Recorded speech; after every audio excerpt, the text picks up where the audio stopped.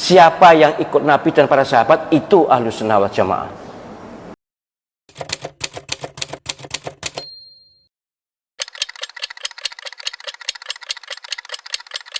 Mazhab Wahabi itu sesat atau tidak, Ahlus Sunnah atau bukan? Ya begini, ini sebenarnya sudah pernah saya terangkan ya, mungkin tidak menonton YouTube atau belum diunggah, saya lupa, tentang Wahabi. Pertama yang harus diketahui, Wahabi itu ada dua macam. Ada Wahabi Khawarij, Abdul Wahab ya, bin Sulaiman, itu Al-Khariji, Khawarij, itu yang sesat karena mereka mengkafirkan kita semuanya. Ada yang Muhammad bin Abdul Wahab, itu Wahabi yang sekarang ada di Saudi Arabia itu.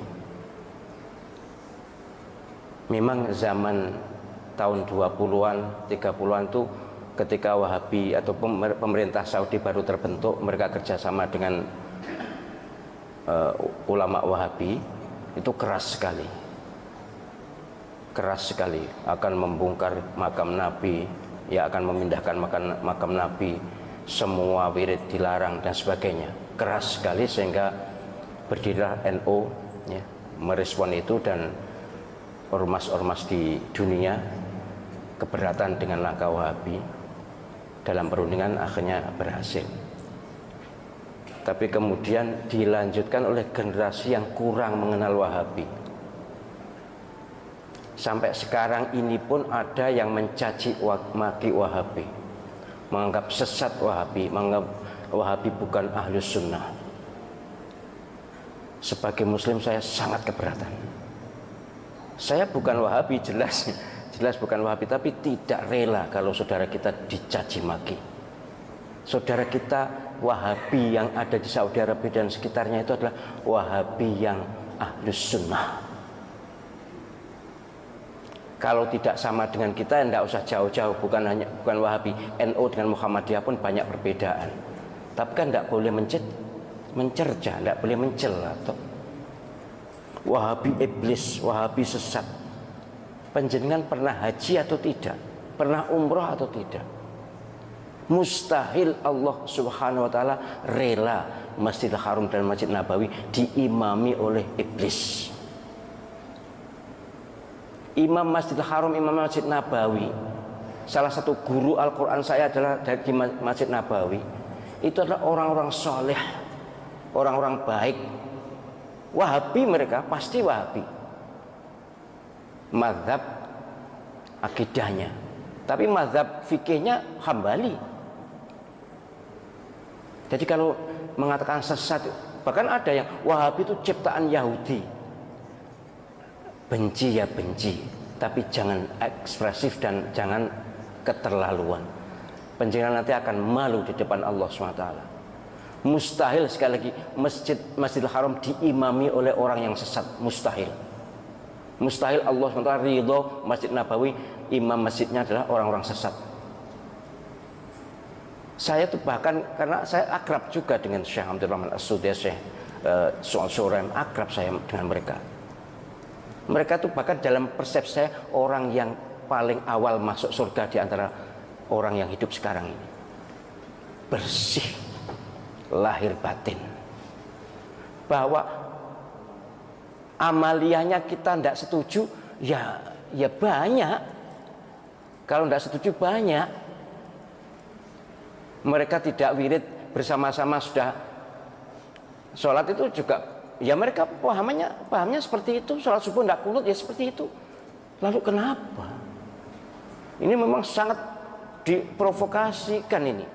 Kayaknya dikompori oleh Syiah.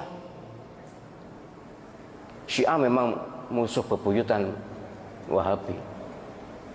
Saya malah mohon maaf ya, andai saja yang di Masjidil Haram dan Masjid Nabawi itu bukan Wahabi, kayaknya nanti tiang-tiang masjid itu sudah dipuja-puja. Saya menangi loh. Menangi apa sih? Ngalami aku dewe. Menangi itu tahu tahun 86 ketika saya haji di sana, itu ada masjid sebelah Masjidil Haram, tiang sebelah lor kulon, apa lor kulon ini? Sebelah barat laut itu dilus-lus oleh orang-orang yang baru datang itu. Entahlah apa, tapi kemudian oleh askar diusir. Jadi banyak penduduk dunia ini yang ilmu agamanya kurang, kemudian masih dilingkungi oleh faham-faham lokal. Ya kalau di Indonesia ini kejawen lah, itu memuja-muja, mengkultuskan tiang-tiang itu cagak, bukan tiang wong ya, cagak di Masjidil Haram. Itu dilus-lus, dicium-cium. Apalagi Ka'bah, waduh sudah. Ka'bah itu pojok-pojokan wis mambu abab kabeh. Untung diminyaki terus ya, dilesi minyak. Tapi dulu gitu dulu.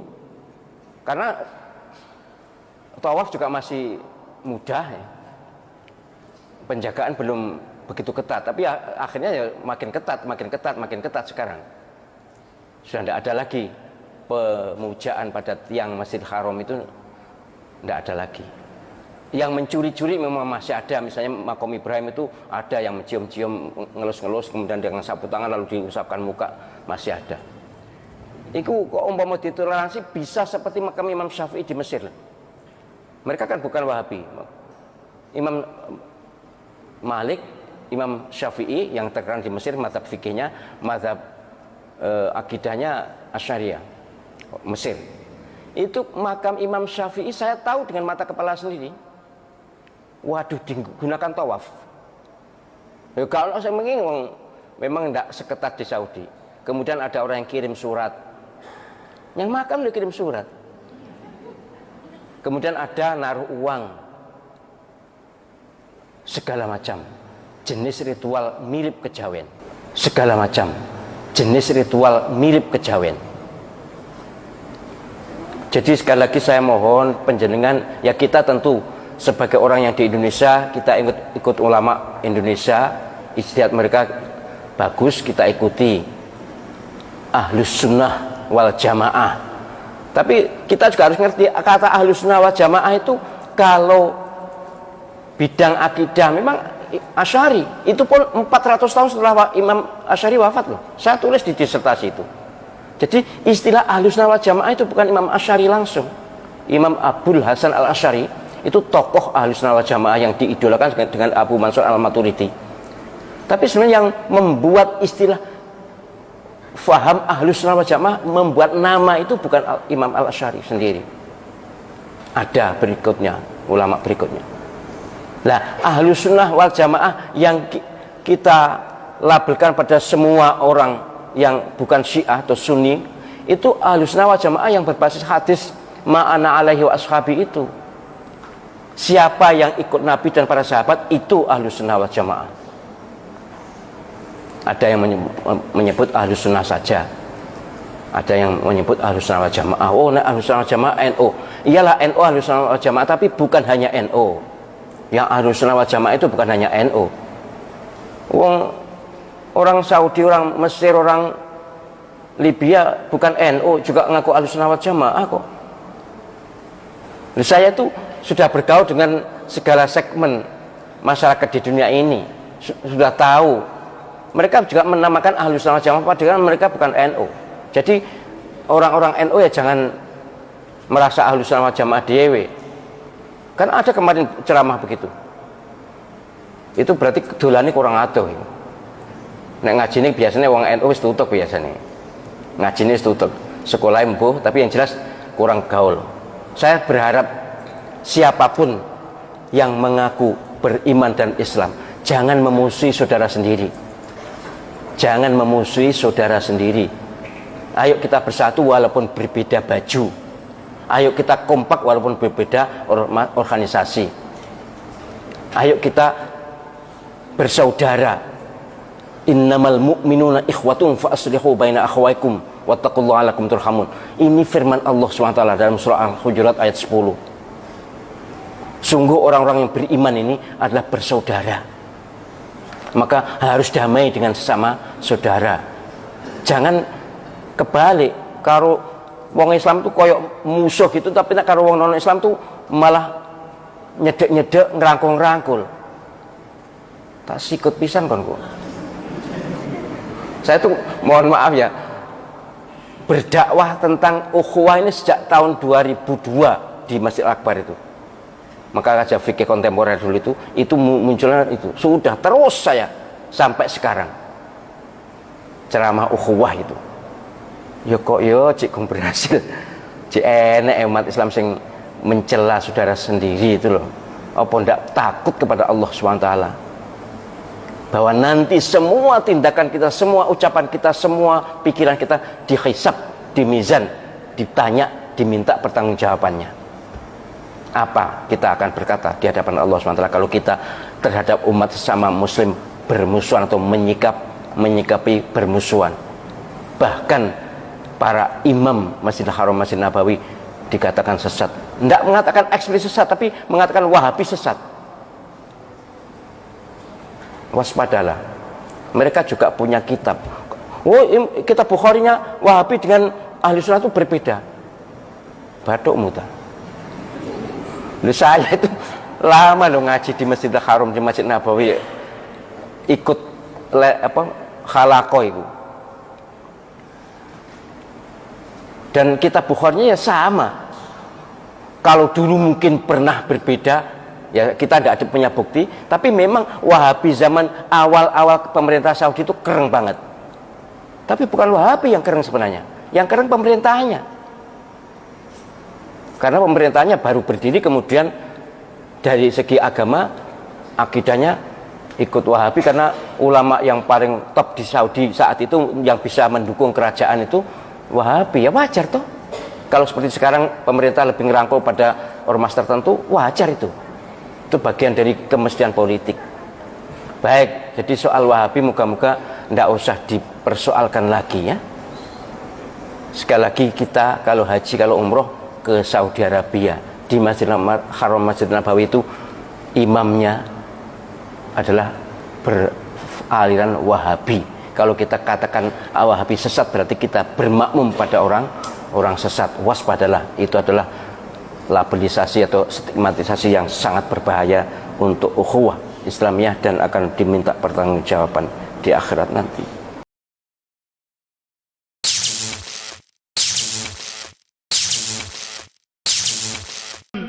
ومن فضل الله على هذا المنهج السلفي الصحيح أن كتب الله له البقاء والانتشار، بينما تعيش كثير من الشعارات والدعوات العثار والاندثار. ولقد تفيأت بلادنا المباركة، بلاد الحرمين الشريفين، في تاريخها الإسلامي المشرق عقيدة سلفية ودعوة إصلاحية تجديدية أسفرت عن التمكين المكين لهذا الدين المتين بعد المراغمة مع جحافل الزيغ والباطل التي اندحرت بفضل الله فليلة العرنين. وكان من هذه الدعوات المباركات الطيبات الزاكيات دعوة الإمام المجدد إمام الدعوة الشيخ محمد بن عبد الوهاب رحمه الله وطيب ثراه. قد قام في الدنيا مقام هداية يدعو إلى التوحيد والإيمان، وأضاء نورا لم يزل متألقا يهدي به لله كل أواني. لقد كانت دعوة الإمام محمد بن عبد الوهاب رحمه الله دعوة تجديدية لمن درس من معالم الملة والدين، تصحيحية لما فسد من معتقدات بعض المسلمين، حاربت البدع والخرافات والآراء الشاذة والضلالات. لم تكن دعوة إلى دين جديد ولا إلى مذهب خامس، بل ترسمت هدي سيد الأنبياء والصحابة الأصفياء والتابعين الأوفياء في العمل بالكتاب والسنة، وهي بريئة كل البراء عن مباءات التكفير ومنهج الخوارج الخطير. ومع ذلك لقيت هذه الدعوة الإصلاحية من المزاعم والافتراءات والتشويه والشائعات الغفير والكثير. ومع أننا في زمن المعلومة الصحيحة وإمكان معرفة الحق والحقيقة، إلا أن وصمها ولمزها وأهلها بالوهابية فلا يزيدهم إلا ثقة بالحق واستمساكا به.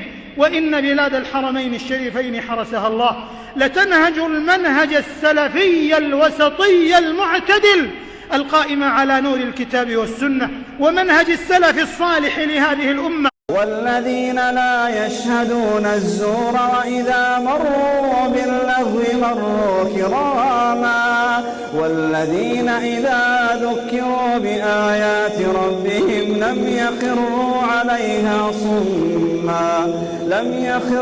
عليها صما وعميانا